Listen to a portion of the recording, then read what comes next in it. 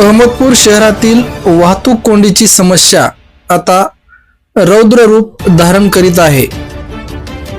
आपण बघत असलेली ही दृश्य मुंबई पुण्यातील नसून आपल्याच अहमदपूर शहरातील आहेत। रात्रीचे 7 वाजता छत्रपती शिवाजी महाराज चौकातील हे दृश्य पाहून कुणालाही मुंबई पुण्यातील वाहतूक कोंडीचा प्रत्यक्ष अनुभव इथेच अनुभवायला मिळेल।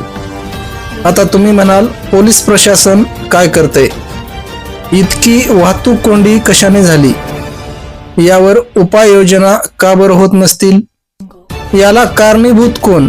नगरपालिका, पोलीस प्रशासन की वाहन चालक? या समस्येवर वर्तमानपत्रात अनेक बातम्याही प्रकाशित झाल्या, मात्र परिस्थिती आणखीनच बिकट होत चालली।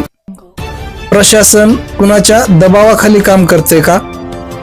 असे एक नाही तर अनेक प्रश्न आता सामान्य अहमदपूरकरांना पडत आहेत। या पडलेल्या प्रश्नांची उत्तरे प्रशासन आपल्या कामातून दाखवून देणार का?